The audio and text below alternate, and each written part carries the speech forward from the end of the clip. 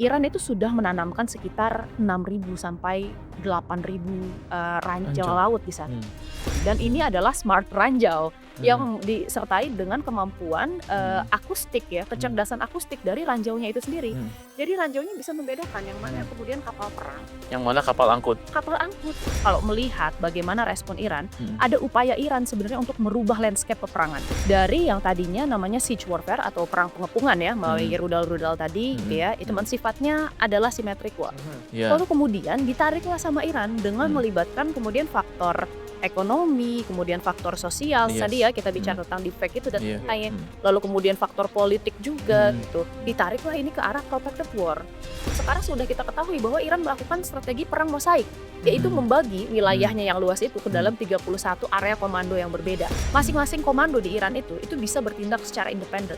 Dan apabila misalnya sewaktu-waktu ada misalnya keadaan darurat, dia tanpa harus kemudian diminta arahan Persetujuan dari ke pusat. Iya. Betul, dia bisa bertindak secara sendiri.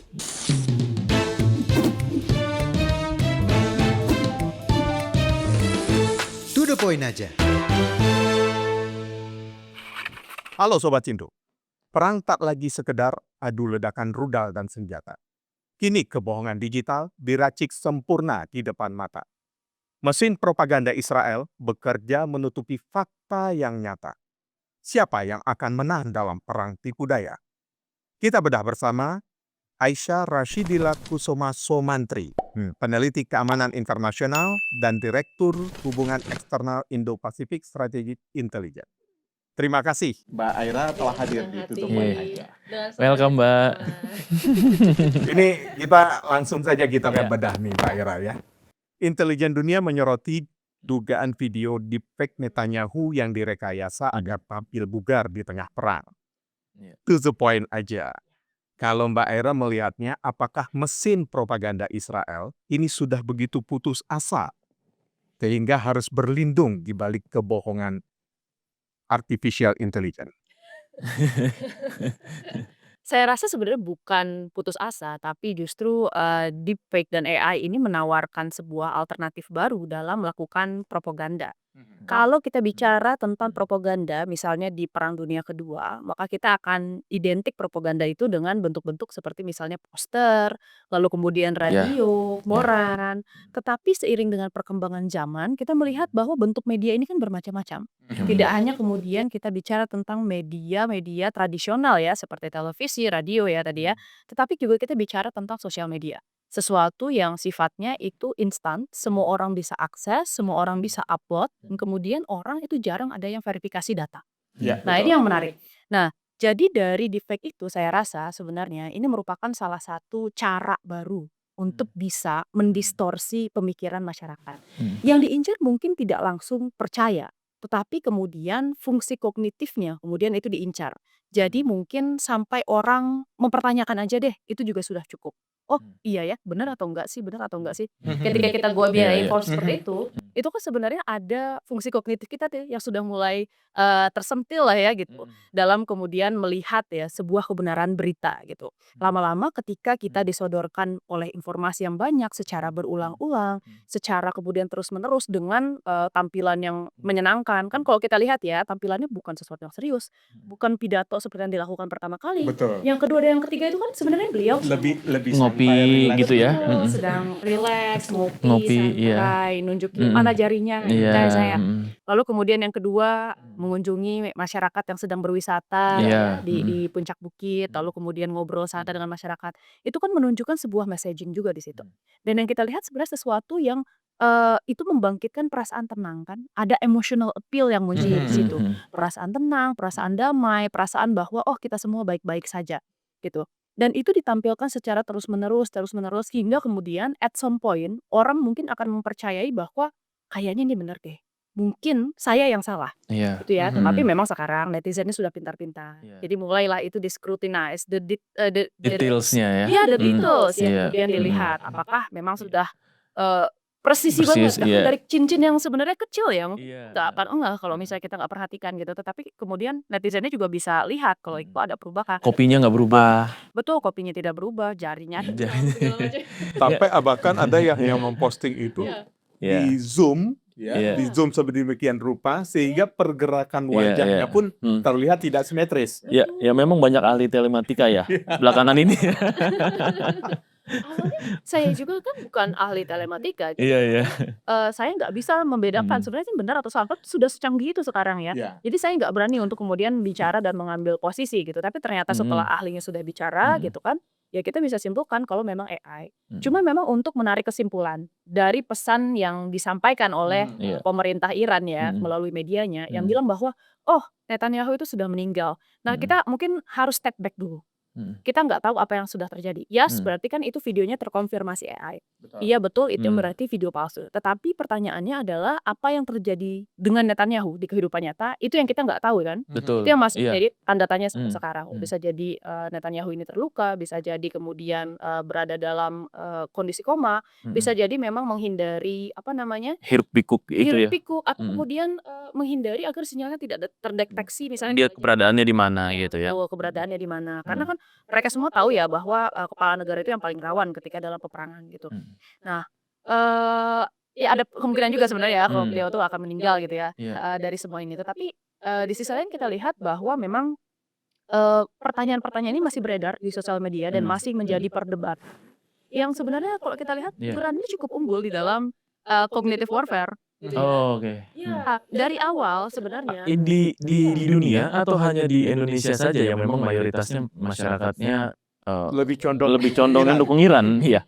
Surprisingly, bahkan di dalam Amerika Serikat sendiri ya, pandangan terhadap perang Iran ini itu sungguh negatif gitu ya. Oke. Karena pertama memang perang Iran ini dilakukan tanpa adanya prinsip just war. Jadi di dalam peperangan itu kan harus ada prinsip yang dipenuhi, termasuk diantaranya adalah ancaman pertama preemptive strike. Kalau Iya. misalnya negaranya merasa sangat terancam sehingga kemudian dia perlu melakukan serangan terlebih dahulu agar eksistensial threat-nya menghilang. Itu sudah tidak ada. Iya. Karena memang Iran tidak punya kapasitas untuk membangun senjata nuklir meskipun uraniumnya ada. Iya. Gitu. Yang kedua itu prinsip terkait pembelaan diri ketika diserang. Kan tidak ada juga bahwa Iran selama ini tidak pernah menyerang Siapa-siapa. tetangga. Iya. Betul.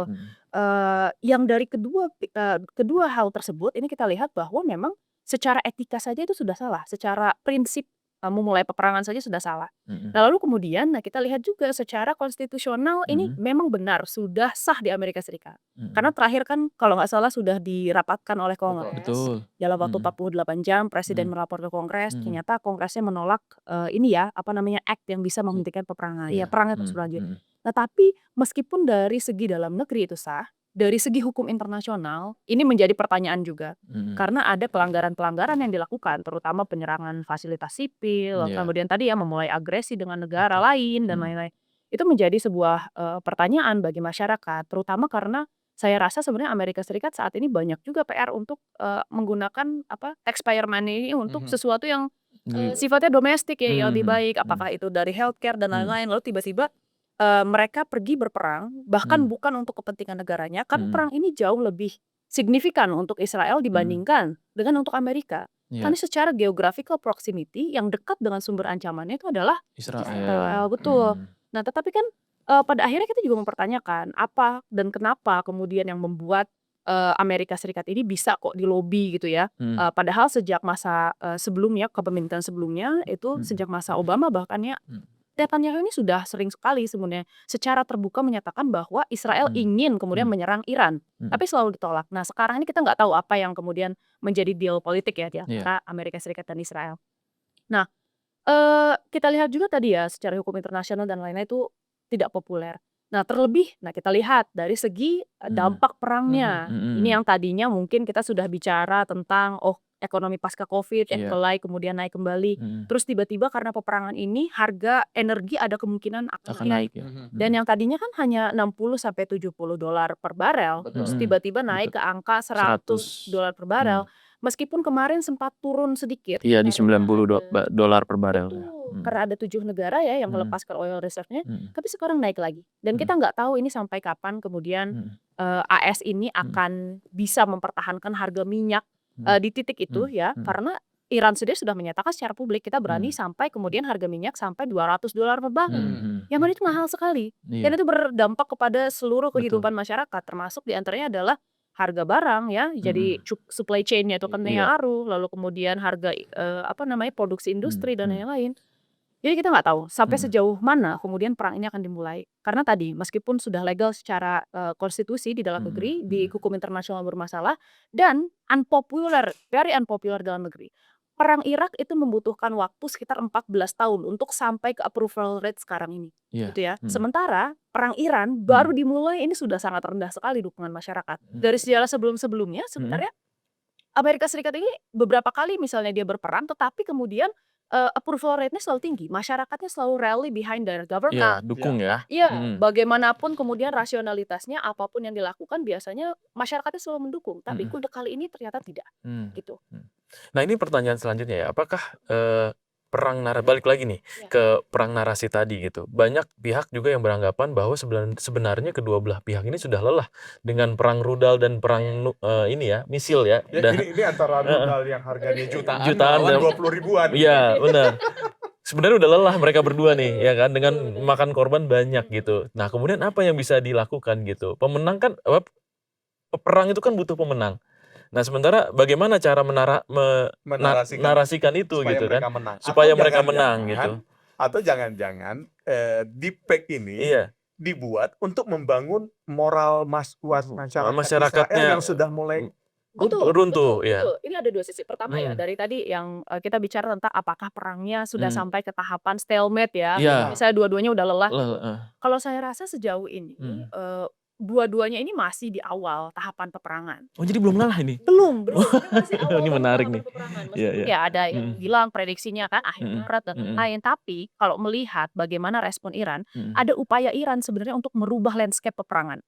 Gitu ya. Oke. Dari yang tadinya namanya siege warfare atau perang pengepungan ya, melalui rudal-rudal tadi gitu ya. Itu sifatnya adalah symmetric war. Iya. Lalu kemudian ditariklah sama Iran dengan melibatkan kemudian faktor ekonomi, kemudian faktor sosial, Yes. tadi ya kita bicara tentang defect itu dan Iya. lain-lain. Lalu kemudian faktor politik juga gitu. Ditariklah ini ke arah protected war. Yang jelas dengan statement-statementnya. Waktu itu kan Wamenuli sudah mengatakan bahwa keputusannya itu bukan lagi ada pada Amerika. Amerika. Tapi Iran lah yang Kemudian Iran Iran lah yang yang akan memutuskan memutuskan terhenti atau tidak. Nah, yang kita lihat di sini kan ada pergeseran. Yang tadinya Iran ini posisi defendingnya, Iya. ada kemudian upaya untuk melakukan preemptive strike juga Iya. ke Amerika Serikat dan Israel menghentikan agar tidak ada lagi nih serangan serupa. Nah, sebenarnya kemarin sempat ada ceasefire talk di antara Amerika Serikat dengan Israel dan Iran ya, yang mengatakan bahwa dari AS syaratnya jelas, menyerah tanpa syarat ya. Iya, betul. Pokoknya selesaikan perangnya, menyerah tanpa syarat, pemerintahan yang sekarang ada di Iran turun. Iran juga kemudian mengirimkan syarat yang sebenarnya ini mustahil untuk dipenuhi oleh Amerika Serikat. Yang pertama adalah mengakui hak Iran sebagai sebuah negara. Betul. Itu kan termasuk semuanya, termasuk hak pembangunan senjata nuklir. Dan sebagai sebuah negara yang berdaulat harusnya ada, meskipun ya dengan larang-larang IAEA dan lain-lain. Tetapi toh sebenarnya beberapa negara setelah IAEA peraturannya diratifikasi, ada beberapa juga yang Yang sudah membangun mengembangkan. termasuk Israel sendiri ya. Pertama itu, yang kedua itu adalah hak untuk mendapatkan keamanan, jaminan keamanan. Dalam artian tidak akan ada serangan lagi dari Amerika Serikat atau Israel di masa depan. Yang ketiga itu adalah rekonstruksi pasal perang. Semuanya harus ditanggung oleh Amerika Serikat dan Israel. Karena Amerika yang memulai duluan, itu Iya, katanya. iya. Betul. Sekilas permintaannya masuk akal, tetapi untuk Amerika Serikat dan Israel yang selalu melihat Iran sebagai duri di dalam daging di kawasan Iya. Timur Tengah, Betul. itu mungkin sulit untuk dipenuhi. Apalagi Amerika Serikat kan sudah menyatakan ya melalui presidennya, kalau Amerika Serikat itu tidak akan mengulangi peperangan yang sama 2 kali atau 3 kali untuk menyelesaikan pekerjaan yang sekarang, gitu. Ya. Jadi pengen ini dituntaskan aja gitu. Kita dituntaskan saja. Tetapi kemudian harus lihat juga realistisnya dari penuntasan ini apakah memungkinkan atau tidak. Iya. Ya. Karena kalau bicara tentang perang asimetris, maka itu akan jadi perang yang sangat mahal dan sangat berdarah untuk Amerika Serikat. Karena pertama gini, perang asimetris itu membutuhkan waktu yang tidak sebentar. Iya. Ya, yang dicari di sini bukanlah kemudian kemenangan telak menghancurkan pasukan lawan. Jadi beda dengan kemudian perang dunia kedua misalnya yang semuanya pakai annihilation strategy. Iya. Membuat pasukannya jadi luluh lantah, tidak bisa berfungsi lagi. Tapi yang dipakai adalah kemudian annoyance, pain. Jadi kemudian serangannya sedikit-sedikit, serangannya kecil-kecil, tetapi kemudian konsisten dalam jangka waktu yang panjang. Tetapi kan untuk mempertahankan presence di sana itu membutuhkan sumber daya ekonomi yang besar, Betul. Iya. dukungan politik yang besar juga dari Hmm. masyarakatnya. Hmm. Sementara kita tahu dukungan politiknya sudah tidak ada dari segi ekonomi. Nah, ini yang perlu dilihat karena Hmm. beberapa kali kemarin Amerika Serikat mengatakan bahwa we have unlimited stockpiles of missiles. No, they don't. Bukannya mereka sedang menguji di Nevada yang lewat bawah tanah? Ya, tetapi kan membutuhkan sebenarnya misil yang banyak. Meskipun ada ya persenjataan baru yang pada Iya akhirnya kan diluncurkan. persenjataan baru ya yang konon Iya. sedang dikembangkan di Betul. bawah tanah karena kan dalam Ya. dalam perjanjian uji coba senjata nuklir itu kan tidak boleh di udara, di darat. Betul. Makanya yang tidak masuk di dalam peraturan itu kan bawah tanah. No. Ya. Yang sempat katanya Nevada sempat semacam ada gempa sedikit gitu. Nah, itu kalau udah bicara tentang senjata nuklir, ini kita bicara tentang bab yang berbeda lagi. Nah, mungkin kita bicara tentang senjata konvensional dulunya nih Mas nih. Iya. Kalau dari segi senjata konvensional, tadi ya stockpiling-nya itu sebenarnya mereka terbatas juga. Karena apa? Karena selama dari tahun 2022 sampai sekarang Amerika Serikat ini konsisten membantu Ukraina. Tujuannya apa? Karena kalau Rusia sampai mencaplok Ukraina, yang terjadi adalah Rusia ini akan terus melakukan expansionist strategi di sana. Itu ya. Ini yang kemudian dikhawatirkan oleh Amerika Serikat dan sekutunya. Yang mana Amerika Serikat juga sebenarnya walaupun membantu Ukraina dia tidak mau terlibat secara langsung di sana. Tetapi perangnya jadi mahal. Karena logistik, lalu kemudian senjata, lalu kemudian bantuan intelijen itu harus dialirkan ke sana. Itu ya. Nah, yang kita lihat di sini negara-negara Eropa di sisi lain juga ya masih wait and see ya terkait konflik ini. Karena kan Banyak juga yang mundur kan. banyak juga yang mundur, betul. Karena kan negara Eropa juga melihat sebenarnya Amerika Serikat sekarang agak tidak bisa dipercaya sebagai aliansi ya. Dari awal sebenarnya ada behavior untuk kemudian anti-ally, mau mencaplok Greenland misalnya, Iya. lalu tiba-tiba menculik Maduro dari Venezuela, lalu tiba-tiba meminta mereka menaikkan anggaran pertahanan, Iya. lakukan offshore balancing selama 5% Hmm. gitu. Nah itu. Balik lagi kita mungkin ke asymmetric warfare ya. Iya. Bahwa tadi yang diincar pertama adalah itu, jadi annoyance, konsisten secara operasi militer. Lalu yang kedua itu adalah dari segi ekonomi. Dan Iran ini beruntung sekali secara geografi karena ia Memiliki kontur yang betul. Pertama memiliki kontur yang berbukit dan ada beberapa gurun pasir di sana. Iya. Perlu kemampuan khusus dan specialist force untuk kemudian bisa beroperasi di wilayah yang seperti itu. Istilahnya wilayah ekstrim lah ya. Artinya Artinya. dengan Amerika mengirimkan Pasukan. marinirnya ya sekitar wilayah Teluk itu menjadi sia-sia sebentar atau hanya sekedar Iya. ancaman untuk Iran saja. Hanya bluffing aja Amerika, ya kan? Atau memang mereka akan mereka akan menginvasi melalui pasukan darat gitu, Mbak. Nah, jadi gini, 2.500 marinir Amerika yang dikirimkan ke sana itu sepertinya bukan untuk melakukan serangan darat sebenarnya, tetapi untuk membersihkan ranjau darat yang ada di sekitar Selat Hormuz. Ya. Nah, menariknya memang di Selat Hormuz ini karena kan dia titik cekik yang sangat kecil ya, cuma Iya. sekitar Bottleneck lebarnya gitu ya. itu betul, cuma sekitar kayak 30 sampai 40 40 kilometer kilometer. ya. Jadi nggak luas. Dan permasalahannya banyak sekali kapal-kapal Amerika Serikat yang tidak bisa beroperasi di sana karena Amerika Serikat itu angkatan lautnya itu difungsikan untuk Blue Water Navy yang artinya Laut adalah lepas. betul laut lepas dan itu bisa beroperasi untuk power projection keluar. Betul. Ya beroperasi di luar negeri. Itu kan fungsinya adalah mengangkut alutsista yang lain ya di sana. Iya. Ada platform-platform lainnya. Nah, tetapi kita lihat di sini kemarin makanya ada beberapa kapal yang harus terpaksa berputar balik kayak misalnya USS Gerald Ford, lalu Iya. kemudian USS Tripoli juga dia agak mundur kemarin karena sea mines itu ya. Nah, sea mines ini sea mines ini Iran itu sudah menanamkan sekitar 6.000 sampai 8.000 ranjau Ranjau. laut di sana. Jadi bisa dibayangkan itu banyak sekali dan ini adalah smart ranjau yang disertai dengan kemampuan akustik ya, kecerdasan akustik dari ranjaunya itu sendiri.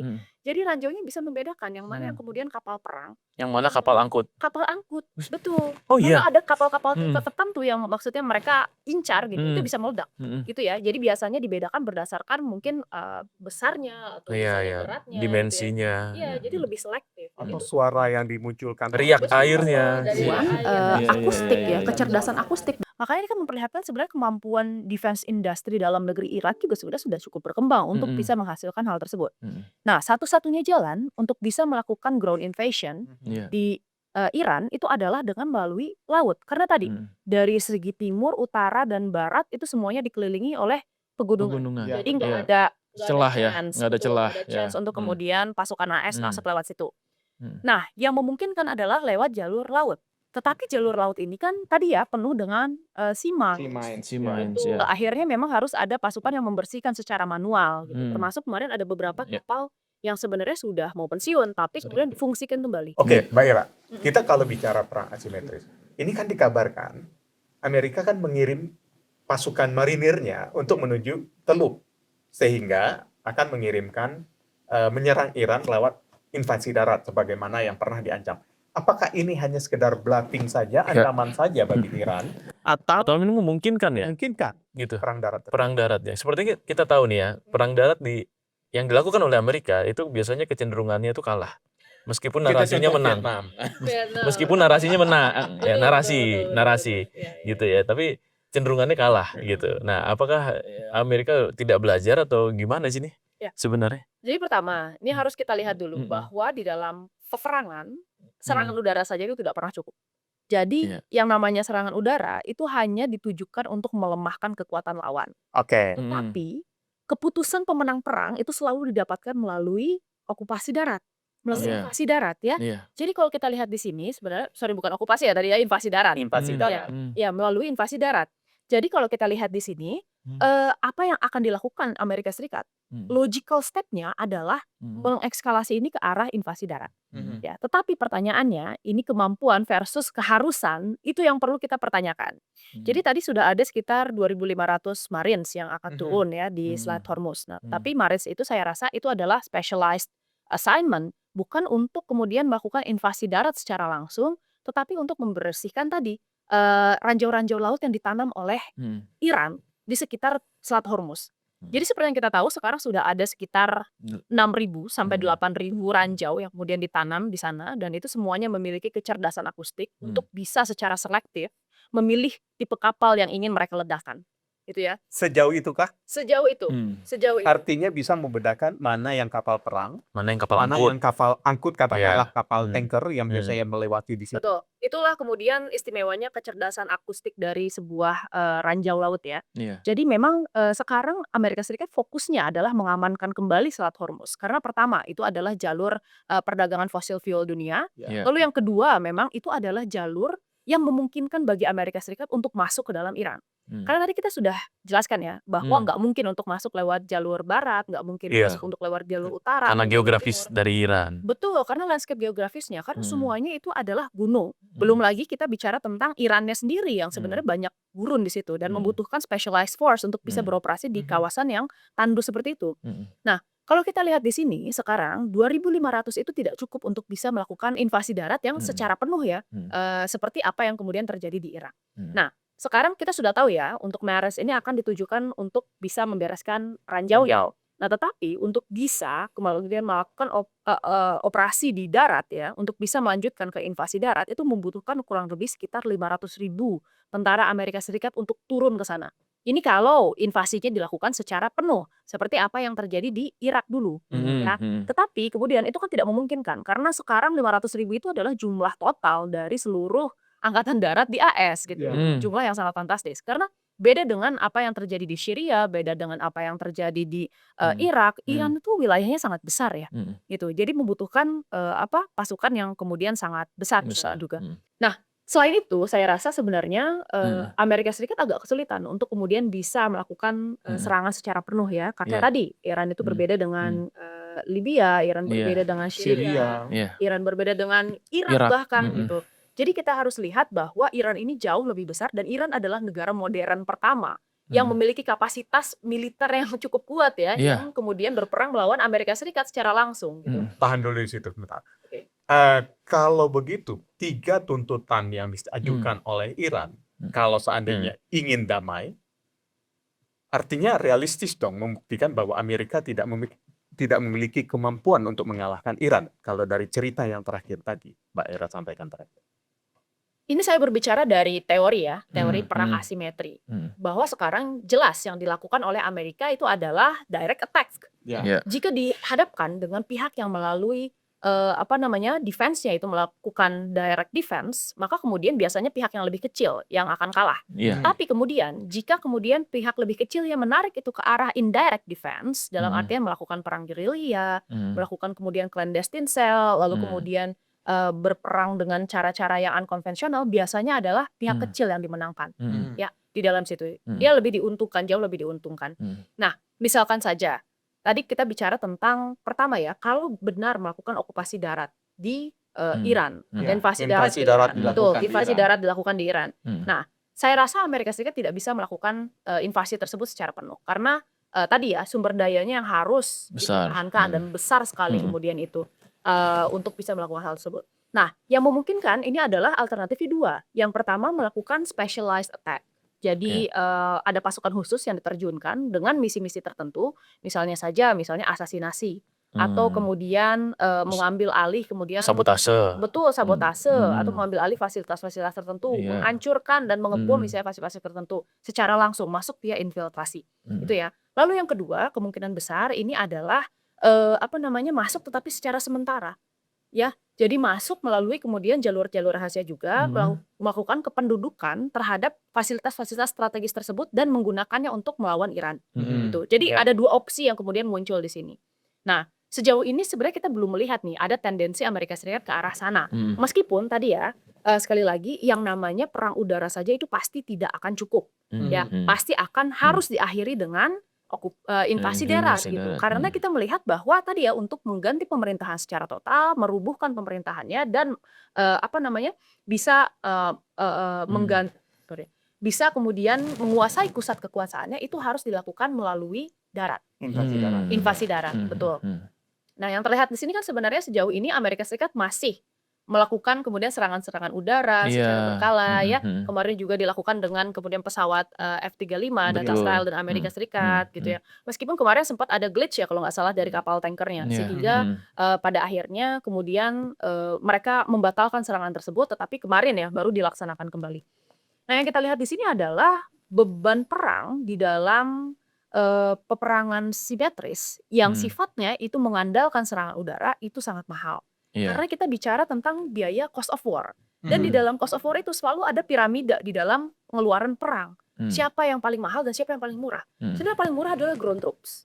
Ya, karena kan sebenarnya nggak terlalu butuh teknologi Peralatan yang canggih, sophisticated betul. ya. Peralatan yang sophisticated, tetapi itu nyawa manusia. Tetapi Iya. tetap murah sebenarnya untuk hitungan pengeluaran perang. Iya. Itu ya. Tapi kan itu biasanya kalau berkaca kepada perang yang pernah dilakukan oleh Amerika di Vietnam apa segala macam kan memunculkan perlawanan dari publik Amerika sendiri Iya.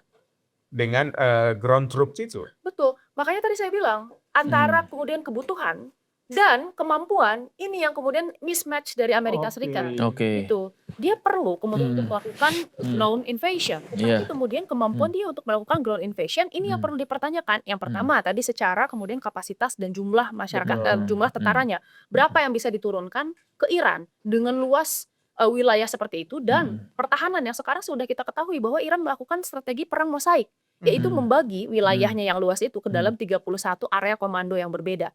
Artinya apa? Masing-masing komando di Iran itu bisa bertindak secara independen. Dan apabila misalnya sewaktu-waktu ada misalnya keadaan darurat, dia tanpa harus kemudian meminta arahan Persetujuan dari ke pusat. Iya. Betul, dia bisa bertindak secara sendiri. Kalau misalnya satu dari 31 itu berhasil ditaklukkan, masih ada 30 lagi. Satunya lagi ditaklukkan, masih ada 29 lagi. Itu yang kemudian menjadi sulit.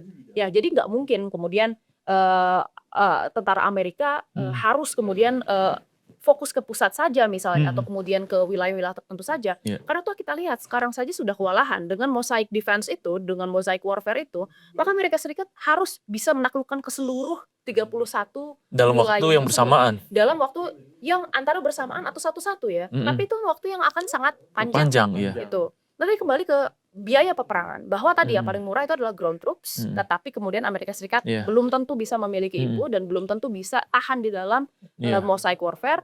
Lalu yang kedua itu adalah cavalry, yang ketiga itu adalah naval power, yang Iya. terakhir itu adalah air power. Air power itu paling mahal.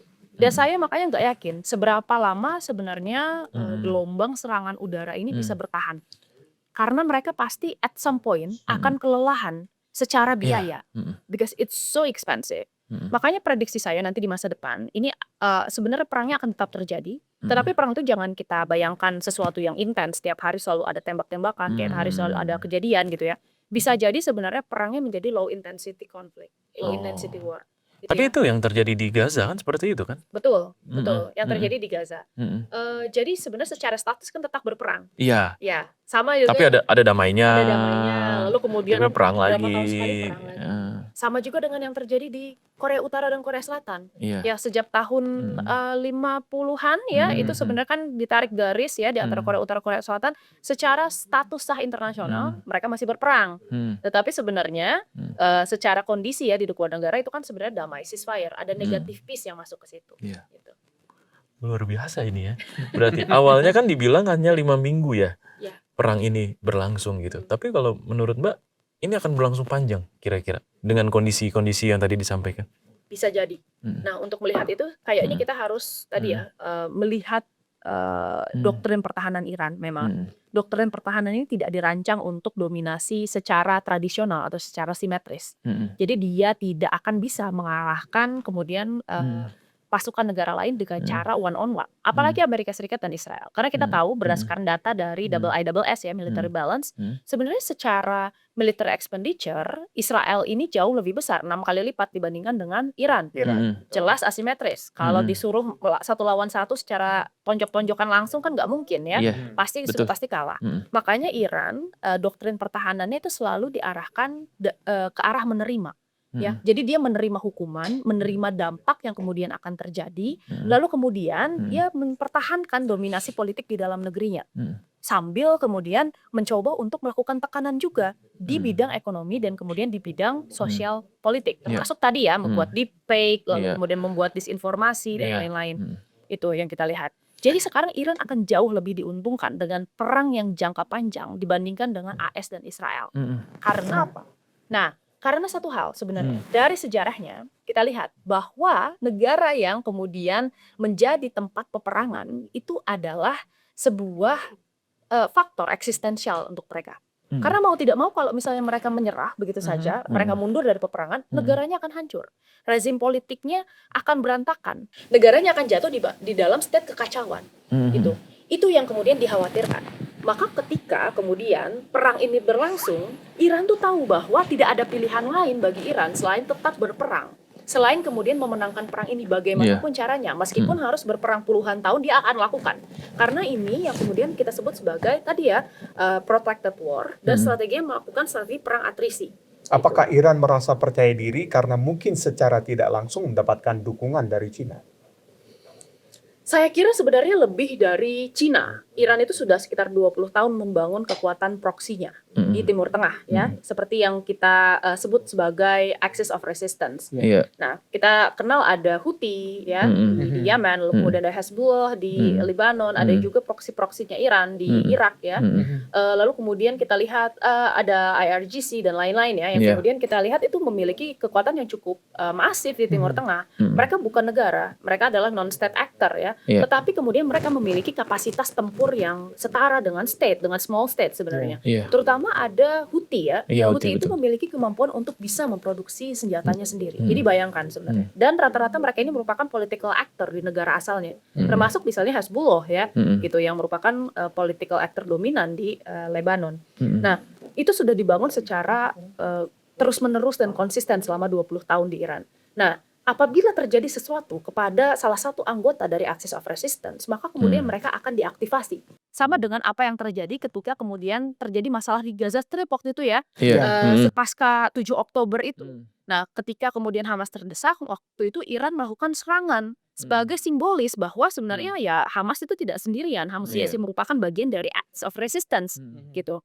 Nah, makanya sekarang apabila Iran ini sewaktu-waktu terdesak dan meminta aktivasi dari proksi-proksinya, itu akan terjadi. Dan perang yang akan terjadi itu akan asimetris juga, perang asimetris juga. Karena sekali lagi ya mereka bukan state actor, mereka memiliki kapasitas yang terbatas meskipun setara dengan kemudian small states. Tetapi pada akhirnya tetap tidak bisa menandingi Amerika Serikat dan Israel. Nah, tetapi itu akan membuka masalah-masalah baru. Seperti misalnya sekarang kan Selat Hormuz yang ditutup. Sementara di Yaman itu ada Bab el Mandeb. Yang mana itu adalah selat tempat kemudian keluarnya terusan Suez. Iya, betul, Jika betul. itu ditutup, maka kemudian perdagangan Eropa ke Asia itu akan terhambat. Gitu ya. Pertama itu. Lalu yang kedua, kita lihat memang Iran ini memiliki negara-negara yang hubungannya baik dengan Iran, ya, aliansi-aliansi. Tetapi kita harus pahami bahwa aliansinya sifatnya berbeda dengan apa yang kemudian kita temukan di aliansi NATO. Iya. Kalau NATO itu kan sudah jelas, dia Hmm. collective defense. Hmm. Artinya kalau misalnya ada satu yang diserang, maka semuanya ikut akan membantu. Gitu. Kalau Iran ini sebenarnya lebih ke arah strategic operation sebenarnya dengan Rusia, dengan China, dan baik itu Rusia dan China selama perang ini berlangsung sebenarnya membantu Iran, tetapi dengan cara tidak langsung. Di antaranya adalah providing intelligence support kepada Iran untuk bisa menembakkan misil-misilnya dengan lebih akurat. Iya. Tuh. Tetapi kalau ditanya, apakah kemudian ini akan tereskalasi ya dan kedua pihak tersebut akan turun secara langsung di dalam perang? Ada kemungkinan di sana, tetapi sejauh ini belum, gitu ya. Karena yang pertama saya rasa ini keduanya masih menikmati peperangan ini. Mereka happy sebenarnya dengan perang ini. Gitu. Tapi kalau mereka katakanlah Jadi mereka happy loh. menikmati ya, happy. Jadi mereka penonton ya. Iya, Tapi benar. agak berbahaya Iya. di Cina yang mengharapkan BBM pasokan minyaknya itu masih lewat Selat Hormuz, masih dari Iran. Kan agak berbahaya bagi Cina karena harga minyak dunia semakin tinggi, biaya mereka akan lebih mahal lagi ya, kos yang akan mereka keluarkan. Nah, oke, gini. Cina itu sekitar 1/5 bauran minyaknya itu dari Selat Hormuz, yang mana itu sebenarnya jumlah yang besar ya. Tapi Cina sebenarnya masih bisa melakukan diversifikasi. Diversifikasinya kemana? Rusia. Oke. Makanya Masih ada yang kesan lain. mereka tuh Iya. Betul. seperti wait and see aja ya. Yang pertama itu. Yang kedua sebenarnya Cina ini diuntungkan karena apa? Amerika Serikat itu kan sebenarnya selama ini melakukan red pivoting, khususnya ketika masa Presiden Obama sampai Biden ya, yang menganggap bahwa kawasan Indo-Pasifik ini merupakan kawasan yang penting. Tapi kemudian ketika perang ini terjadi, pecah di Timur Tengah, ini Amerika Serikat melakukan retrenchment strategi atau mulai mengurangi fasilitas-fasilitas ya, kemudian teknologi-teknologi fasilitas, bahkan kemudian kapal yang kemudian ada di base-base Amerika Serikat Ditarik semua. Indo-Pasifik betul, ada beberapa yang ditarik termasuk di Jepang, di Korea Selatan. Bahkan kemarin kita mendengar kabar bahwa THAAD system yang ada di Korea Selatan itu ditarik untuk kemudian bisa melengkapi persenjataan Amerika Serikat yang ada di Timur Tengah. Jadi bayangkan Korea Selatan ini sekarang sedang ketar-ketir juga karena Korea Selatan siap-siap diserang Korea Utara ya. betul. Nah, itu membuka peluang negara-negara lain untuk bisa hostile kepada Korea Selatan. Baik di Korea Utara tadi Maupun ataupun China ya. karena China ini sebenarnya awalnya masih ada hubungan ekonomi yang cukup bagus dengan Korea Selatan, tapi Korea Selatan mengorbankan itu ya untuk kemudian bisa menempatkan misil-misilnya itu betul, letak sistem udara itu ya di Korea Selatan karena China is not very happy about it. China is not very happy. Konsekuensinya kan dari ekspor impor, perhubungan dagang dan lain-lain, China is retracting from the South Korea gitu. Nah, itu yang terjadi. Berarti kan ada vakum atau kemudian kekosongan kekuatan kawasan Indo-Pasifik. Nah, sementara untuk Rusia ya dia happy karena sekarang minyaknya laku. Iya. Ini ngomong-ngomong soal minyak nih ya.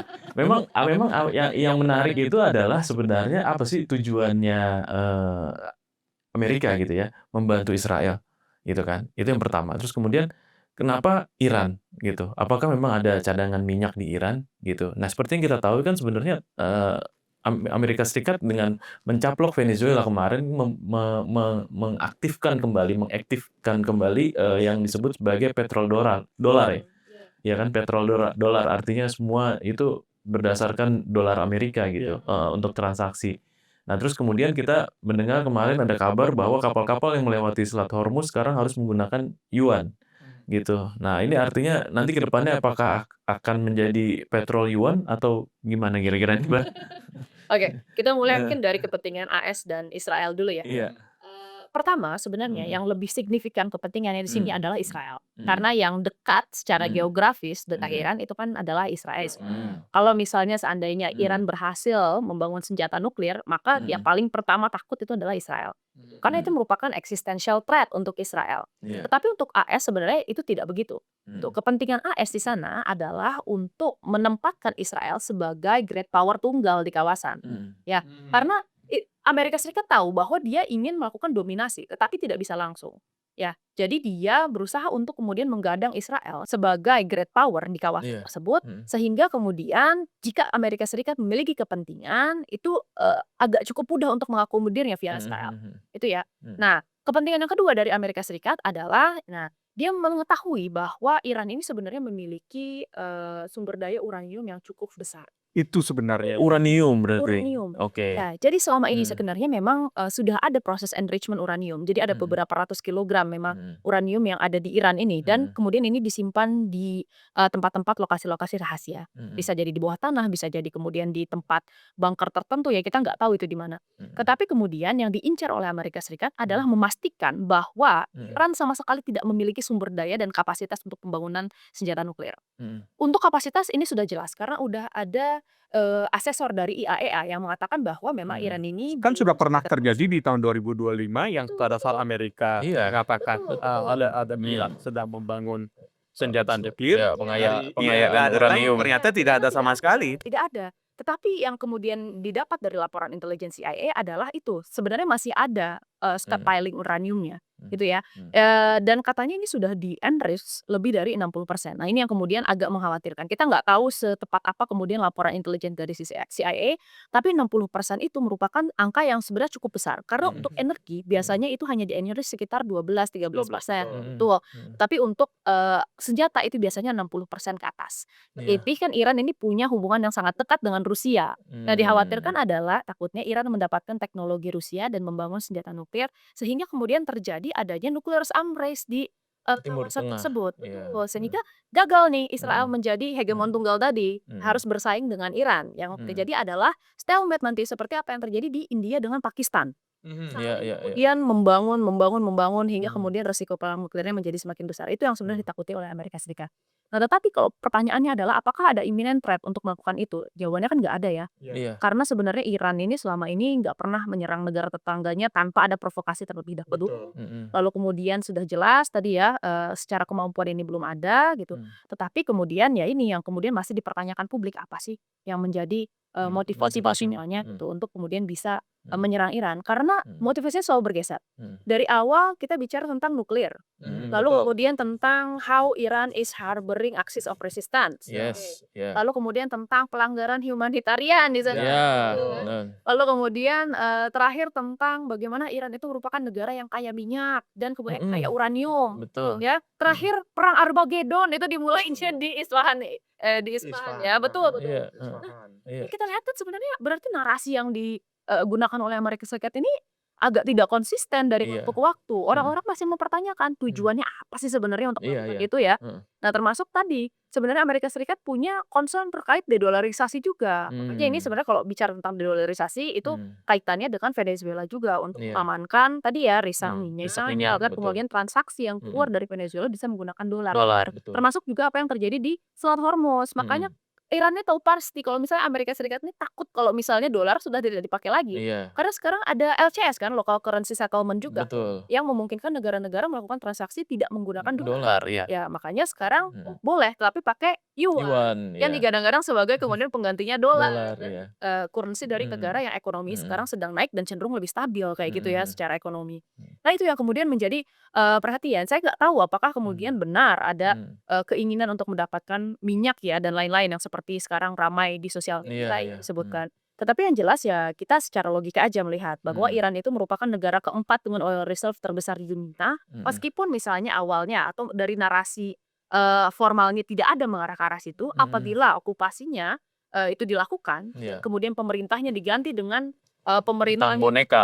Iya. boneka pro ke Amerika Serikat. Yang terjadi adalah apa? Amerika Serikat bisa menguasai sumber daya di sana. Yes. Gitu. Dengan perusahaan-perusahaan asli Amerika. Betul, betul. Dan sebenarnya sudah dikontrol ya, negara-negara Arab itu sebenarnya udah dipegang kan itu. Iya. Dan nggak bisa dipegang kan tinggal Iran nih, ya kan? Betul. Dan makanya dibilang duri dalam daging nih Iran. Betul. Nah, tapi harus kita lihat juga nih. Jadi Timur Tengah ini agak unik sebenarnya. Iya. Karena apa yang kemudian narasi yang berkembang ya di antara masyarakatnya dengan pimpinan elitnya ini agak beda. Gitu. Kita tahu kenapa kemudian pimpinan elit itu sangat dekat dengan Amerika Serikat karena bisnisnya banyak yang dari sana. Gitu. Kita nggak memungkiri itu. Uangnya ada di Amerika Serikat gitu ya. dan mereka menjalin hubungan baik gitu dengan Amerika Serikat dengan Hmm. tadi ya pembentukan kerjasama, lalu kemudian memperbolehkan Amerika Serikat membangun base-base-nya di sana. Nah, tetapi sekarang menariknya mereka sendiri masih wait and see nih, masih melihat. Mereka nggak mau ambil posisi konfrontasi ke Iran gitu. Nah, alasannya cukup menarik karena sebenarnya yang pertama ya dari segi persepsi masyarakat dalam negeri. Iya. Meskipun pemerintahnya ini kontra terhadap Iran, tetapi kemudian masyarakatnya ini sangat suka dengan Iran.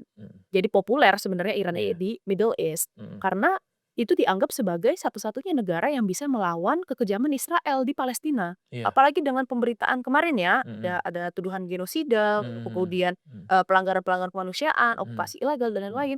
Negara-negara Arab yang lain diam. Tetapi hanya Iran yang kemudian satu-satunya Berani untuk berani bertindak. melawan kekejaman tersebut. Itu kan dianggap sebagai Mm. sesuatu yang heroik oleh masyarakat Arab. Nah, sehingga apabila misalnya negara-negara Arab Teluk ini mengemukakan statement yang sangat keras terhadap Iran, yang terjadi dikhawatirkan adalah polarisasi sosial yang ada di sana. Iya. Itu ya. Khawatirnya masyarakat-masyarakat ini tidak setuju dengan kebijakan yang diambil oleh pemimpin-pemimpinnya, sehingga kemudian tadi popularitas pemimpinnya itu akan menurun. Itu. Nah, lalu Tapi kan itu nggak bisa dipungkiri juga kalau seandainya yang mana perang sekarang kan tidak hanya sekedar menggunakan senjata, tapi juga menggunakan informasi. AI pun juga berpengaruh. betul. Oleh karena itu, karena yang namanya masyarakat itu kan sebenarnya dia adalah resource yang besar sekali, terutama untuk negara-negara mungkin demokrasi ya. Mungkin kalau Arab Timur Tengah dia banyak yang monarki ya. Betul. Banyak yang monarki ya, tetapi kan sebenarnya approval rate dari masyarakat itu sebenarnya tetap penting ya untuk Seberapa kemudian bisa penting mendapatkan legitimasi. approval rate dari masyarakat untuk negara-negara yang seperti di Timur Tengah? Iya, monarki ya. Sebenarnya kalau kita bicara tentang approval rate untuk negara yang sistemnya itu adalah monarki, sebenarnya tidak terlalu penting dibandingkan dengan negara demokrasi. Tetapi kalau dibilang tidak terlalu juga ini sebenarnya tetap penting. Karena kan pemerintah ini membutuhkan legitimasi dari masyarakatnya. Iya. Ketika dia menerbitkan misalnya konstitusi, menerbitkan peraturan, Supaya tidak ada perlawanan. norma-norma. Bukan tidak ada perlawanan, tetapi untuk bisa mengatakan bahwa saya ini pemimpin yang legitimate, itu kan harus ada konsensus dari dua belah pihak. Iya, iya. Ya. Ada Kesepakatan ya. Kesepakatan dari dua Iya. belah pihak, termasuk dari pihak yang diatur juga, Iya. yang menjadi subjek dari kepemimpinannya. Sederhananya tuh sebenarnya kerajaan itu ada karena ada rakyatnya. Betul. Gitu. betul. Nah, Itu kalau bisa jadi kalau nggak ada rakyat, rakyatnya, ya kalau nggak ada rakyatnya, ini kerajaan bodong nih namanya gitu. Mungkin itu kali ya. Betul. Sederhananya nih. Iya. Nah, ini lebih berat di negara demokrasi. Kayak misalnya karena Iya. apa? Karena konstituen politik itu masyarakat. Yang pilih iya. presidennya itu masyarakat. Kalau misalnya masyarakatnya nggak suka, taruhlah di midterm election, Republikan jeblok ya. Iya, oke. Bisa terjadi. Iya. Bisa ganti. Mm-mm. Kan sesimpel itu kalau di negara demokrasi ya. Jadi kalau masyarakat ini memang dianggap sebagai resource yang penting di dalam menentukan tadi kekuatan politik. Tapi berarti ini artinya bahwa perang ini juga berpengaruh nantinya pada election di Amerika Serikat ya? Atau mungkin election di Amerika Serikat berpengaruh terhadap perang?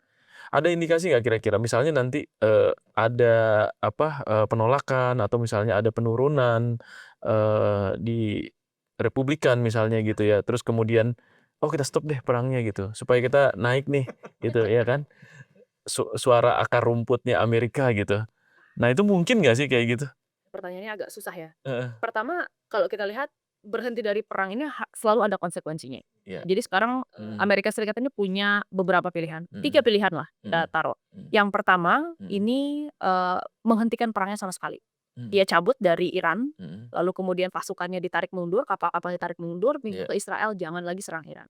Sudah, Artinya kita kembali. secara dunia akan memandangnya Amerika kalah dalam hal ini. Tapi ya akan Iya. dipandang Amerika kalah. Dampaknya apa? Legitimasi politik Amerika itu menurun, lalu kemudian sosok Amerika sebagai hegemon itu akan dipertanyakan. Iya. Dipertanyakan itu kan luas ya maknanya. Dalam artian sekarang Amerika Serikat ini menaungi banyak sekali negara-negara aliansinya. Iya. Yang pasti nantinya akan semakin kemudian ragu akan kemampuan Amerika Serikat untuk bisa menjaga global order saat ini. Gitu. Makanya sekarang banyak yang bilang bahwa dunia ini sudah mulai bergerak ke arah multipolaritas. Jadi bukan lagi kita bicara tentang unipolar, Amerika sebagai hegemon tunggal, tapi ada beberapa kekuatan besar yang mengatur tadi ya global order di dunia. Iya. China, China, Rusia. gitu. Nah, pilihan yang kedua adalah dengan melakukan negosiasi. Saya rasa ini yang paling masuk akal dan paling terhormat ya. Amerika Serikat kalau bisa memang jangan zero sum game untuk urusan ini karena memang dia lagi dalam keadaan terdesak, baik itu dari segi politik maupun dari segi militer. Iya. Ya, sekarang pilihannya adalah itu. Nah, pilihan yang kemarin yang syarat diajukan oleh Amerika itu kan penyerahan tanpa syarat. Sebenarnya itu masih bisa dinegosiasikan. Tetapi untuk pilihan yang kedua ini, meskipun ini paling masuk akal untuk Amerika Serikat, belum tentu Irannya mau. Karena kemarin 3 syarat yang diajukan Iran itu memang sengaja diajukan atas dasar Iran tahu bahwa AS nggak akan setuju. Tidak akan. Tidak akan mungkin.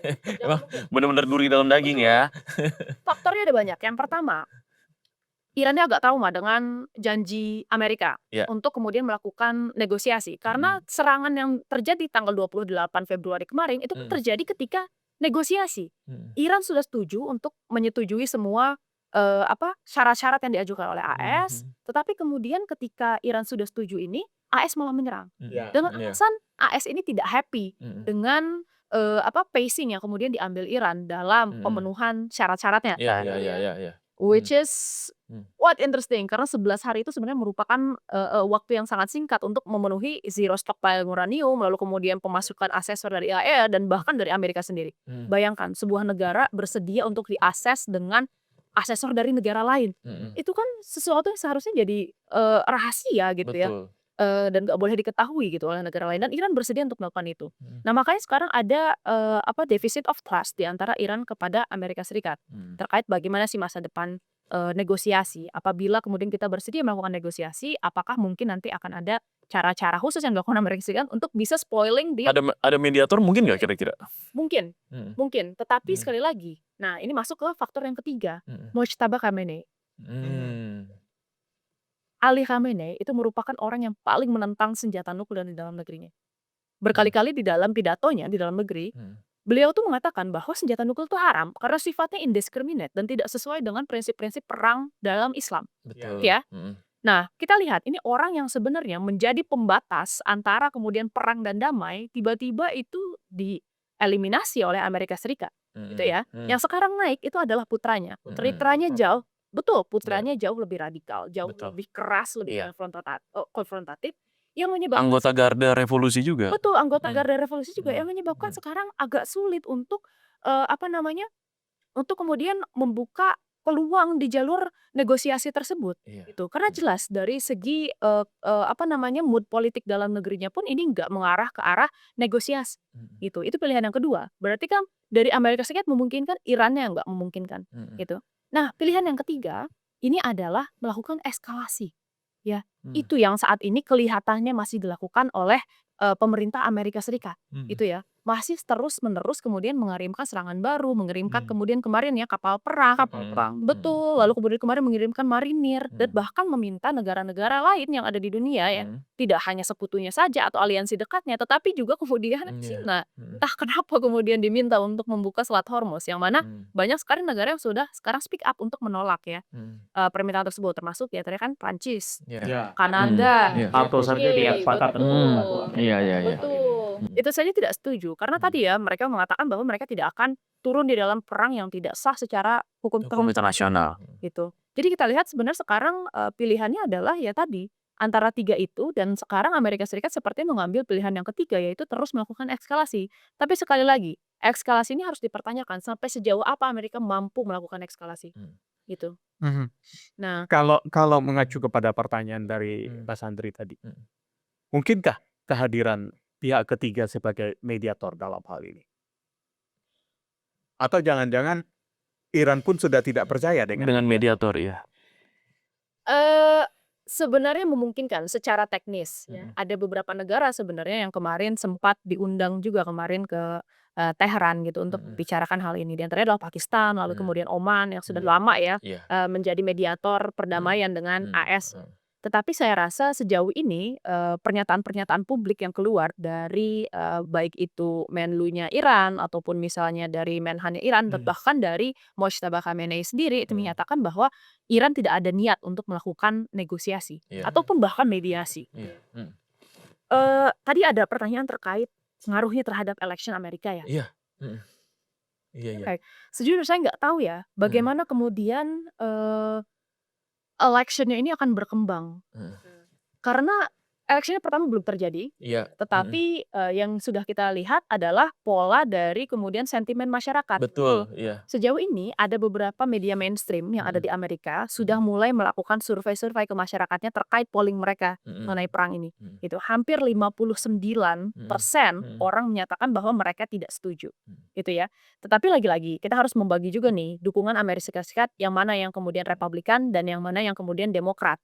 Saya rasa jumlah 59% orang itu akan jauh lebih tinggi di Demokrat dibandingkan dengan Republikan. Republikan, ya. Dan sampai sekarang sebenarnya kan masih sangat kuat dukungan Donald Trump di basis pendukungnya itu ya, gunakan MAGA ya, Make America Great Again gitu. Yang kita lihat adalah sebenarnya Trump ini kemudian didukung secara penuh, bahkan statement-statementnya yang masih berubah-ubah. Lalu kemudian tadi ya pengambilan keputusan yang kita lihat mungkin agak tidak masuk akal gitu ya. Itu masih dianggap sebagai sesuatu yang kemudian legitimat oleh pendukungnya. Sehingga gerakan politiknya itu masih sangat kuat di sana.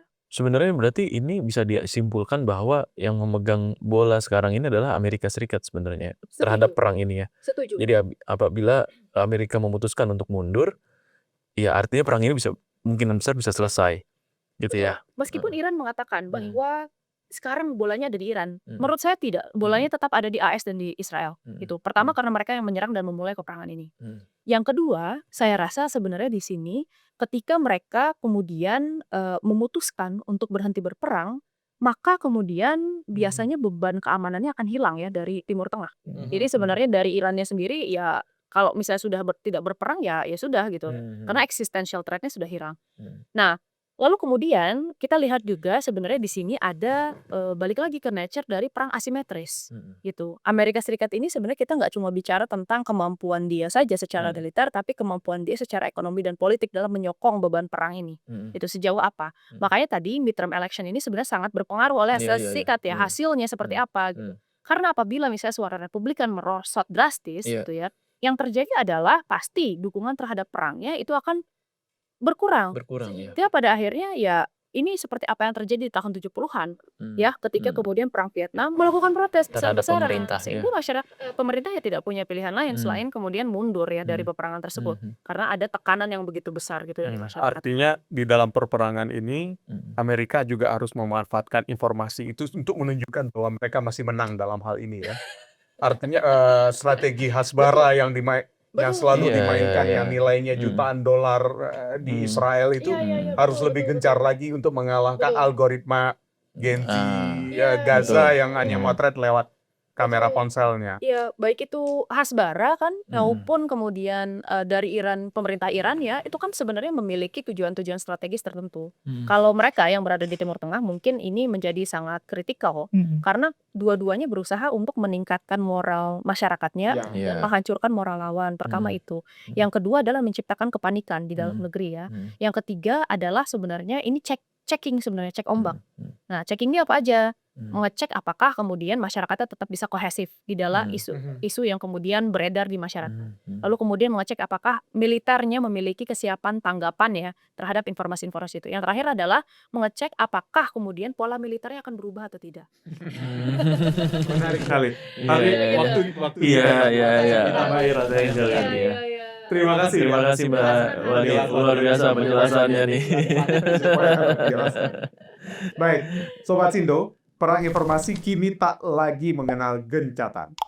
Ia menyusup diam-diam lewat notifikasi di dalam genggaman. Berpikir dan bertanya adalah satu-satunya jawaban, agar kita tak hancur oleh kebohongan yang menyesatkan. Saya Ike Kesuma. Saya Andri Susanto. Sampai jumpa.